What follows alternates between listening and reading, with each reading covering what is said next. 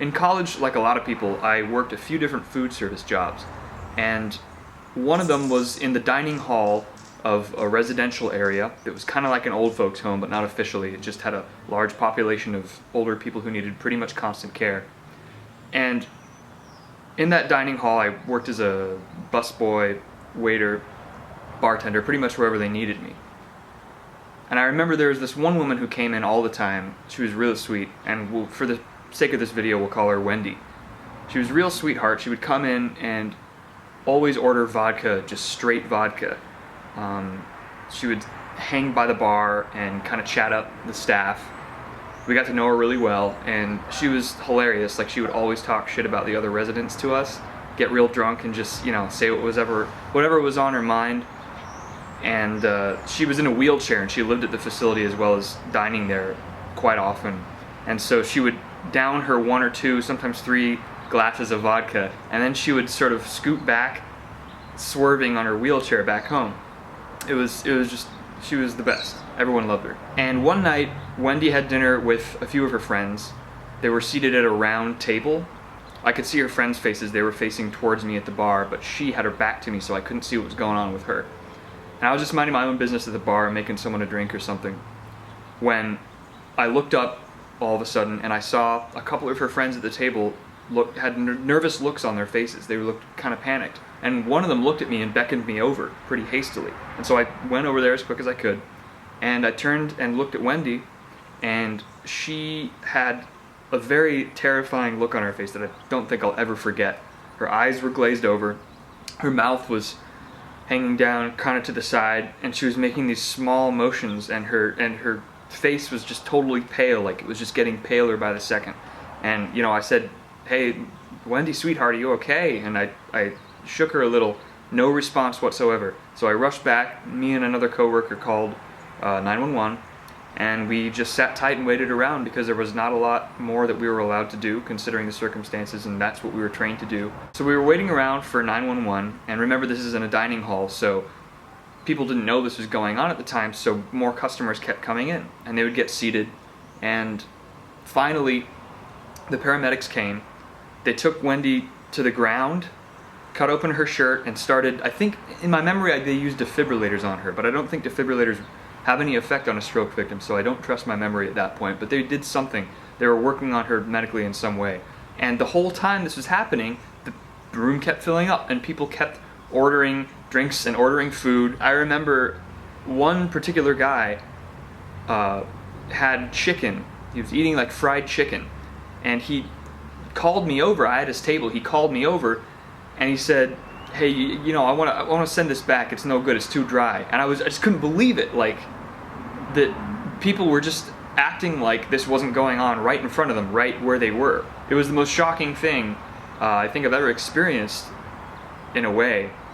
And I've never forgotten about it. And I remember I lost a lot of respect for the residents that night because none of them offered their help. None of them said, "Hey, is there anything I could do?" People were literally just trying to act like it wasn't happening, wasn't going on right before them. That was my first real up-close and personal encounter with death. I mean, I've had relatives pass away before. I think everyone has.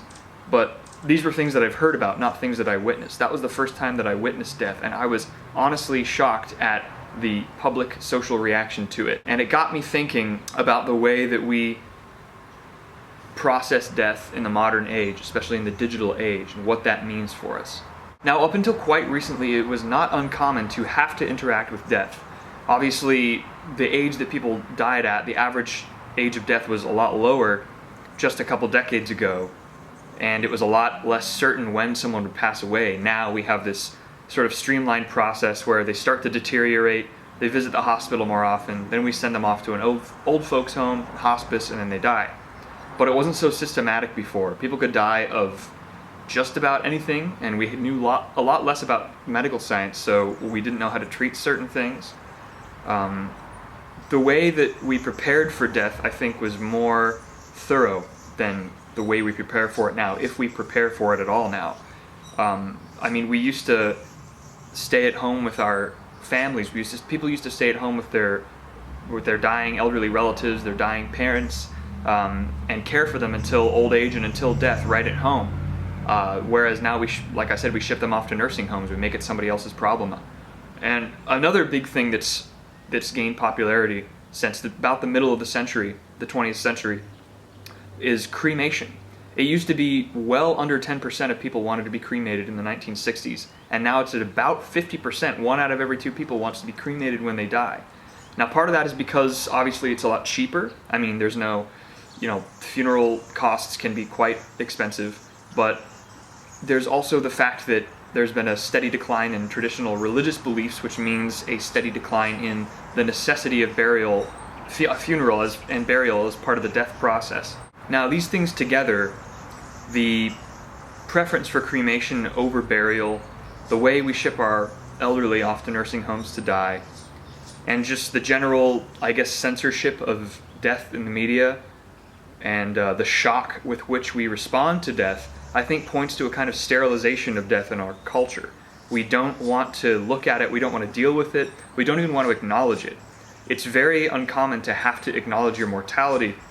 If you're a young person like my age, I'm in my 20s, I'm in my mid-20s, what do you have as a bulwark against your own temporary nature on this earth? The previous generations had, they would have a lot of children, and children are important for a couple different reasons. Number one, as I've already said, they can take care of you when you get older, but also it's a legacy that you've left behind. They're going to carry on your family name, they're going to carry on your genetics. It's you, it's literally you. It's like if you have children, when you pass away, you don't fully die in a sense. You leave something behind. You leave a part of you behind, a very significant part. There's also the decline, as I mentioned, of religious belief.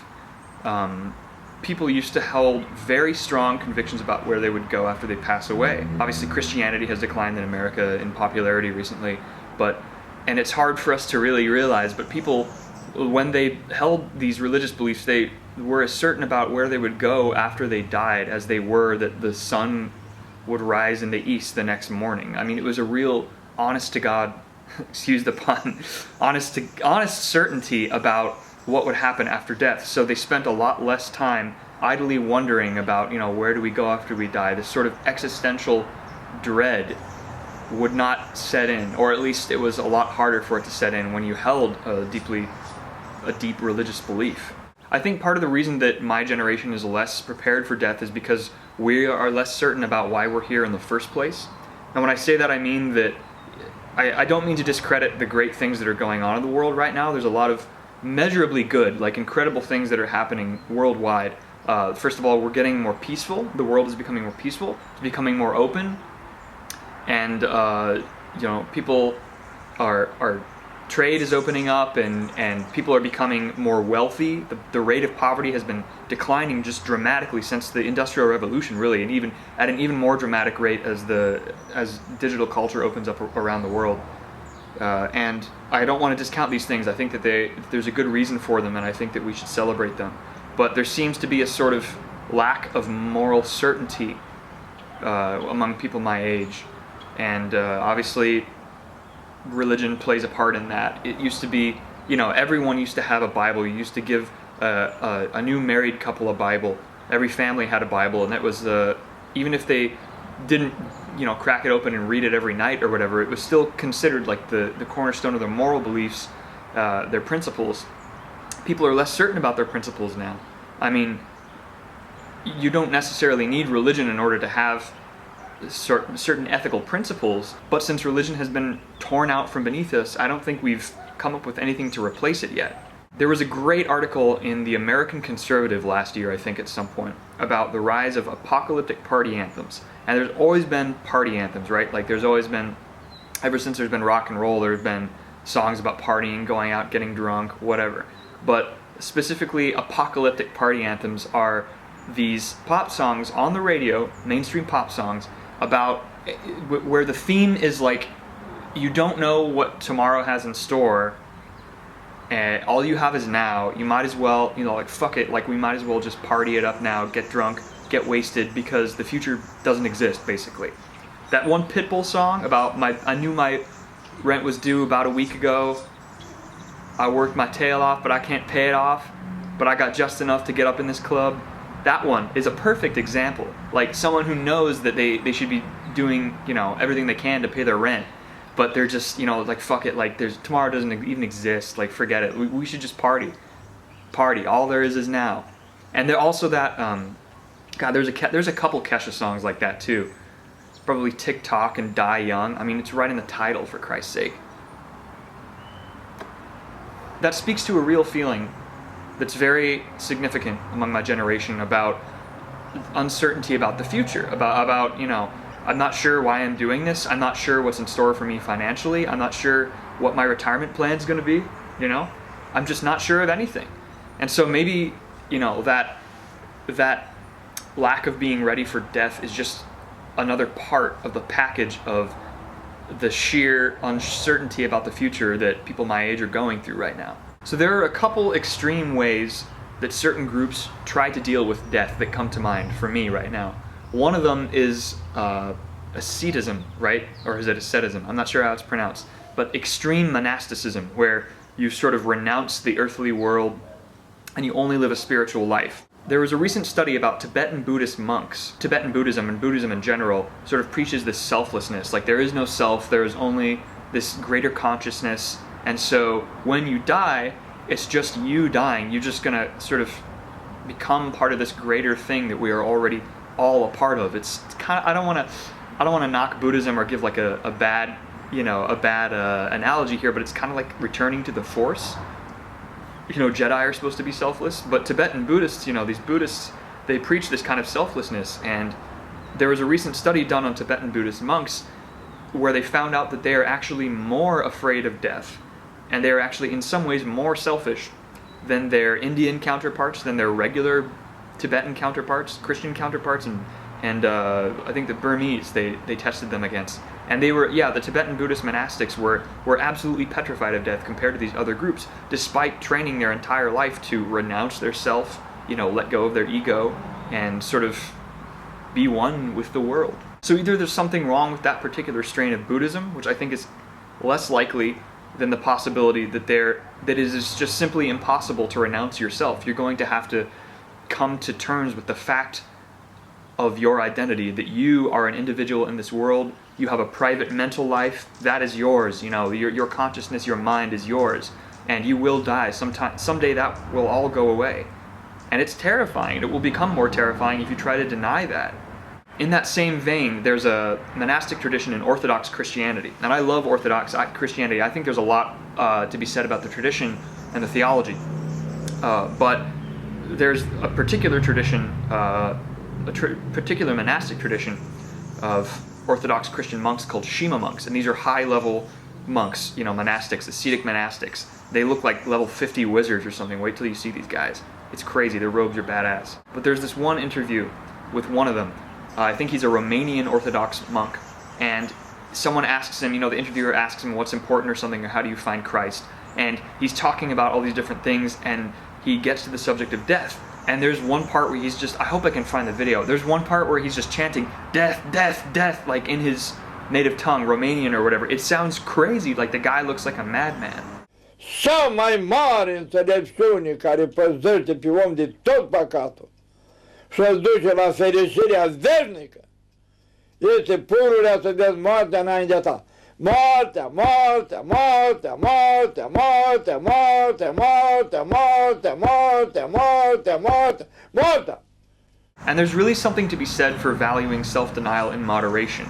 An overly self-indulgent life can be as destructive as an overly repressive one, but some groups obviously take it too far.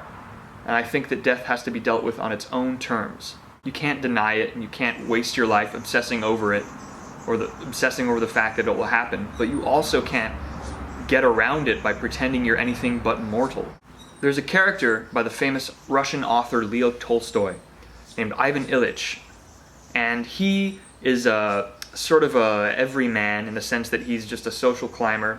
He works hard, he's got a family, he sort of has a wife who he endures, doesn't necessarily love in a deep or honest way.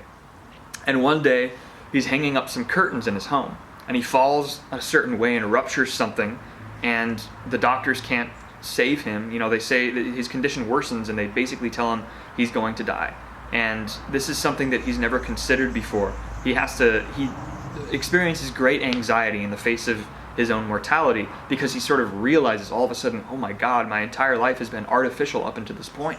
Like he just doesn't realize this is actually going to happen, and when it dawns on him, it's like the most horrifying thing in the world.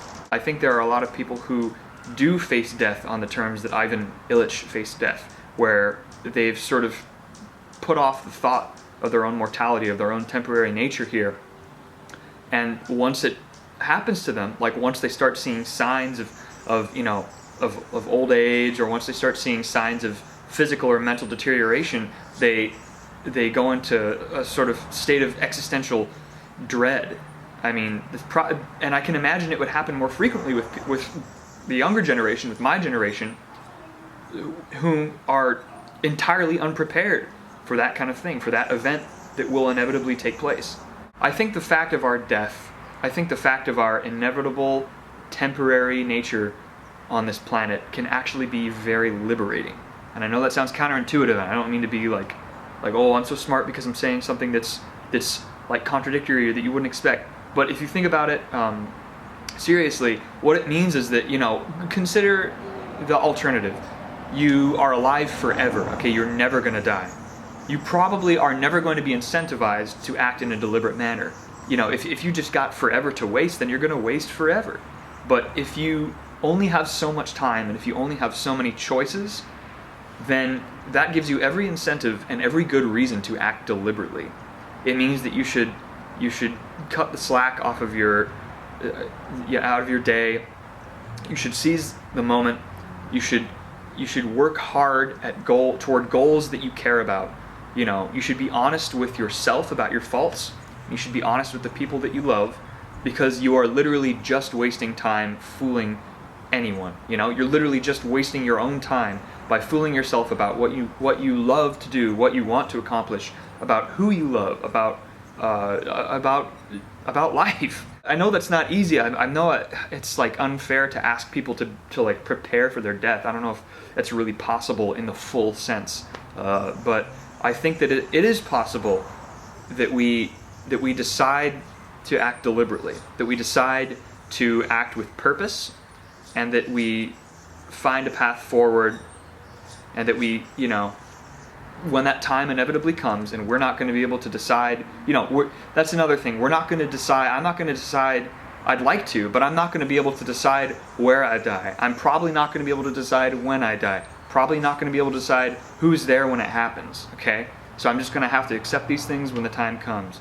And when that time comes, people, you're gonna want to face it sort of like that Frank Sinatra song "My Way." If you've heard the song "My Way," you should check it out, because it's a beautiful song.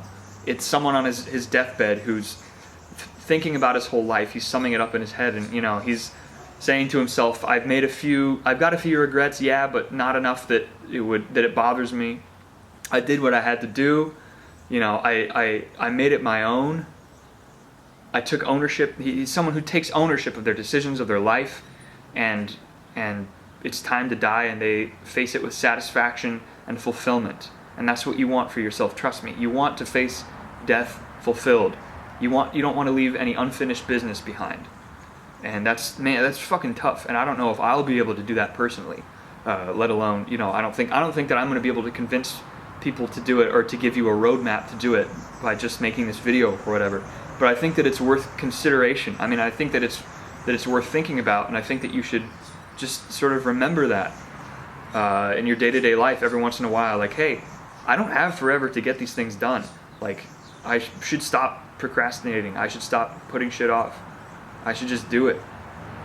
It's tough. It's not going to feel good. Being honest with yourself about your faults, being honest with your loved ones about yourself, or about your faults, about your past, whatever.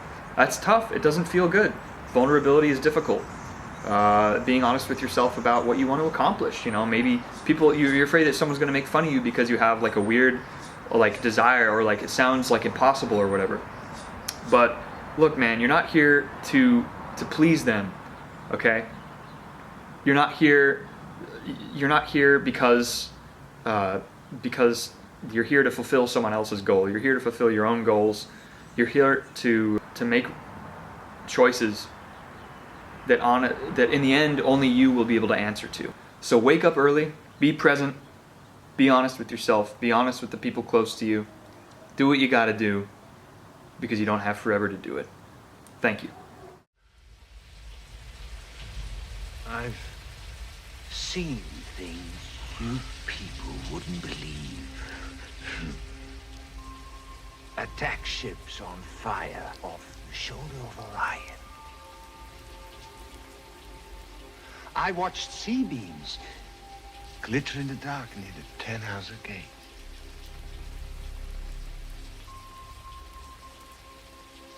All those moments will be lost in time, like